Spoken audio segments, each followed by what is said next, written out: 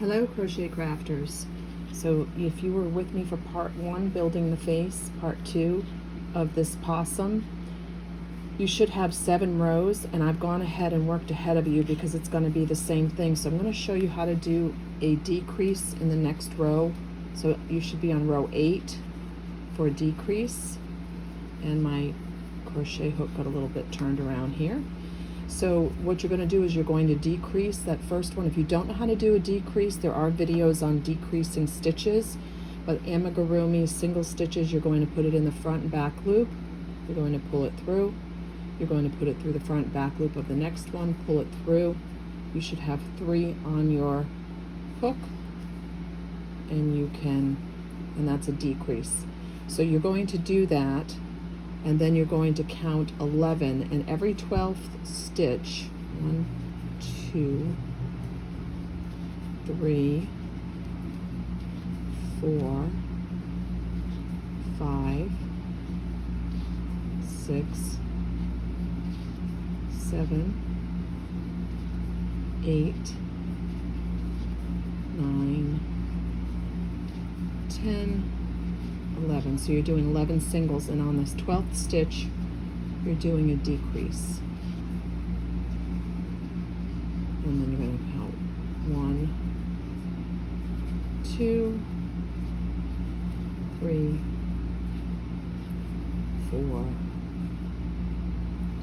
5, 6, 7, and you're going to do that 5 times. 8, 9, 10,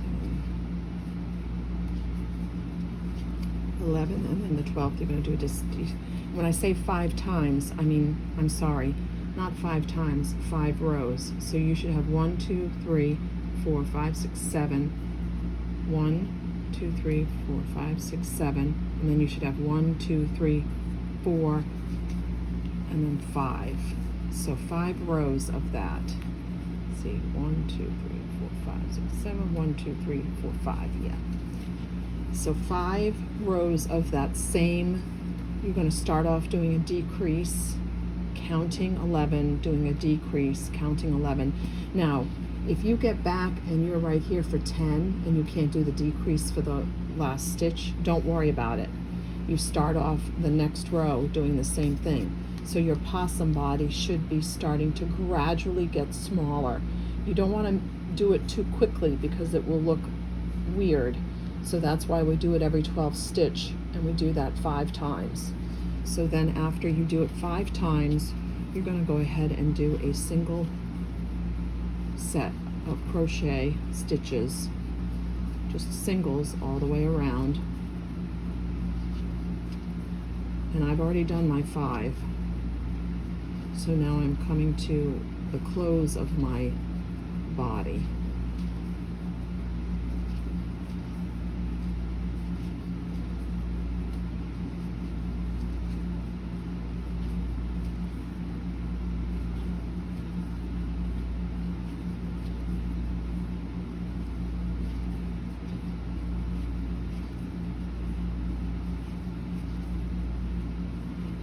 Single stitches all the way around, and when we get around, we're going to take some more polyfill because I want to show you.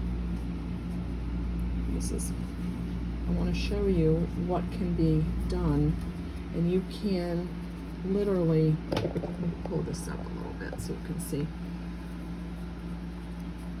You're not taking this off the hook. You can fill it to where you feel is comfortable. If you overstuff, it's gonna look weird. So I'm gonna grab a little more polyfill here. And sometimes you just have to experiment a little bit too and see where you feel comfortable. But again, if you overfill, the stitches are gonna look pulled and dramatically out of sync. It does take a little bit of experience doing this because it's taken me a little while to learn this too.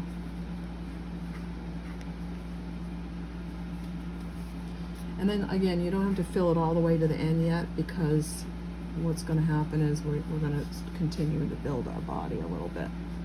So yours should look something like that. Doesn't have to look exactly like mine, but it should look something like that. So the next stitch, we're just going to decrease one stitch here at the end, which is the very bottom, because on my possum, I want the decreased stitches to be on the bottom, so the bottom's really the flat part, so that I can put the 4 legs, the 2 here and the 2 there afterwards. So what we're going to do is just continue to work those single stitches all the way around after you've done that one decrease now. And hopefully you put me on pause and you finished your 5 rows of decreases and then every 12th decrease stitch. So if you did that and you did your 5 rows, you should have something that looks similar to mine. And if you missed a decrease or you did it in the wrong place or counted 10, this is very forgiving, this particular pattern. It's not an exact science. It may not look exactly like mine, but it doesn't have to, as long as you're happy with it. If you're not happy with it, then take it apart, do it again. Remember, everything can be fixed. Okay, so I'm back to the beginning. I have a little slip stitch that I did back here, which that tells me, indicates where I'm at in my project. If you are not one of those people that can gauge where you're at or count, make sure you put a stitch marker, because I've been doing this a long time, so I can tell where I'm at, but that doesn't mean that that's always going to be the case. So I may have to use a stitch marker at some point, but so far so good. So what we're going to do again is we're just going to do yet another row of singles. No decreases this time. Just another row of singles till you get all the way around. You know, we're just creating the end of that possum body here. And possums are long, so that's why we're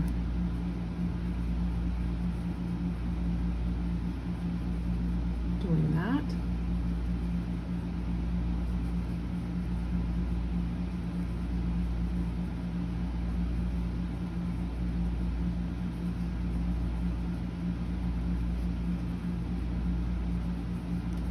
My yarn has a little bit of a white fleck in it. That's why you're seeing a little bit of white popping up. I wanted to use that yarn because I thought it would give it good dimension with the face. If you don't have one that has a white fleck, don't worry about it. So go ahead and do another row of singles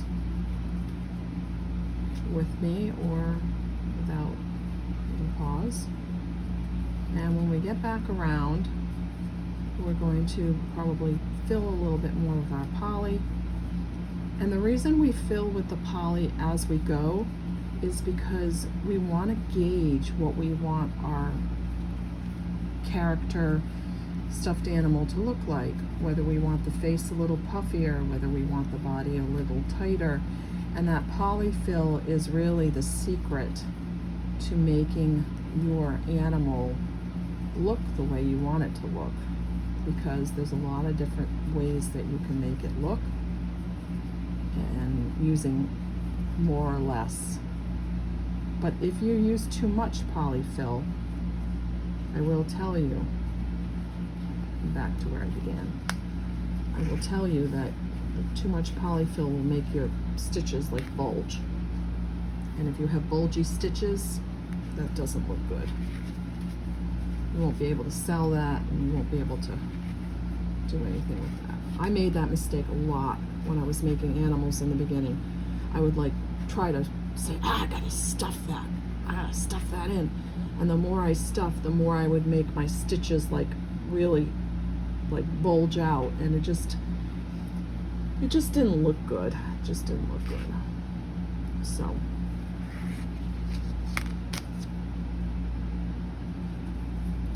I think for the body, for this little guy now, I think we'll do one more decrease here, and we'll work another set of stitches around. And just remember, this is all single stitches. It just depends on how many stitches go into what place, because amigurumi is the art of creating something using the single USA stitch method. Now, if you're from the UK or from other countries, the single stitch may be something slightly different, so you want to make sure you're using what's called the USA single stitch crochet method.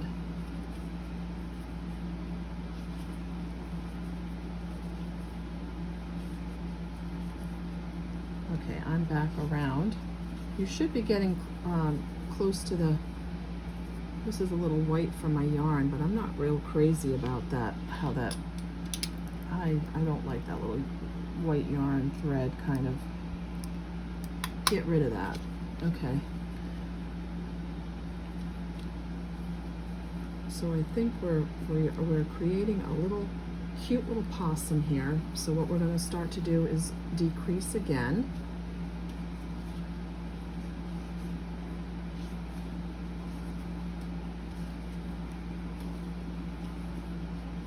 And when we get to the top, we're going to add a decreased stitch at the top.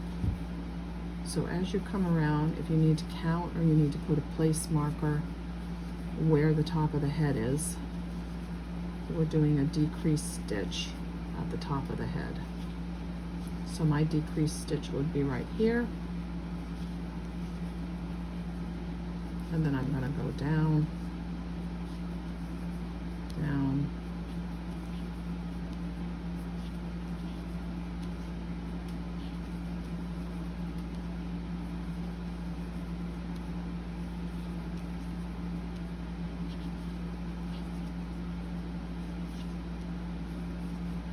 and then what we're going to do when we come down to the bottom is we're going to do a couple more polyfill pieces just so I can see what the tail end of this body looks like.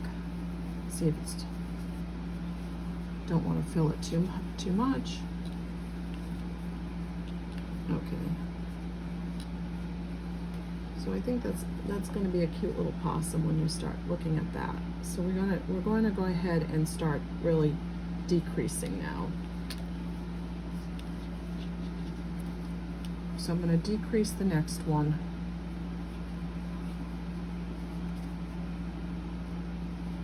And I'm going to do a single stitch in the next one. And then I'm going to decrease the next one. And I'm going to do a single stitch in the next one.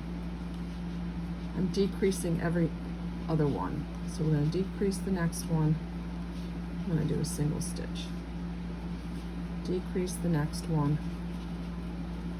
Single stitch. Decrease the next one. Single stitch. Decrease the next one. Single stitch.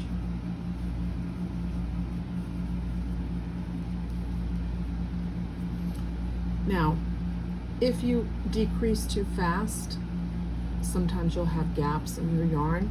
So that's why we're going to go ahead this next row. We're just going to do a single all the way around again, because we just decreased all those stitches and we don't want it to show gaps. I have a video called an invisible decrease. So if you guys have watched my video on invisible decreases, you can also do an invisible decrease, which will, if you're using a very thin yarn, you'll probably want to use an invisible decrease, because otherwise you'll have little gaps. When I was new to this and I was following people's patterns, I would go, well, how come theirs looks so great and mine has all these gaps in it? It's because of the yarn and the invisible decreases.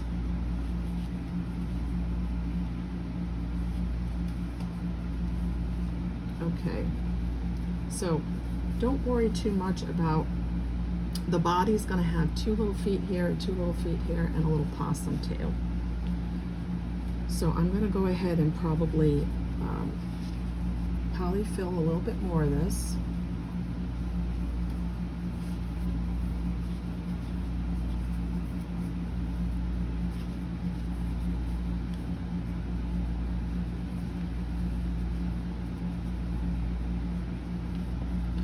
I want it to look a certain way, and I'm going to put 2, like I said, I'm going to put 2 feet here and 2 feet here, and I'm going to put a cute little pink tail at the end here. So now I'm going to really decrease. This is where I'm going to just start decreasing everything. Every stitch is going to get a decrease. And when you go around, you want to decrease everything.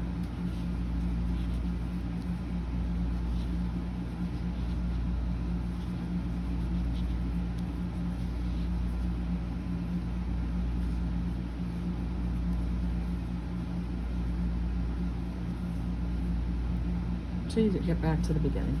So what you want to do now is you don't want to decrease any further. You want to cut your yarn off and you want to pull it through. And I know you have a opening here, but the way we're going to handle this opening is a little bit different, because if you'd start decreasing for the rest of these stitches, it's going to show gaps.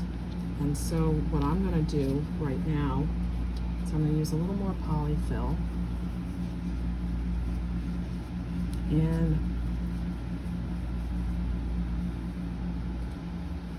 I'm going to leave that open. And the reason I'm going to leave that open is we're going to create the tail and we're going to create the legs in the next video, which is part 4 of this possum series. And then we will be done, folks. So thanks for watching.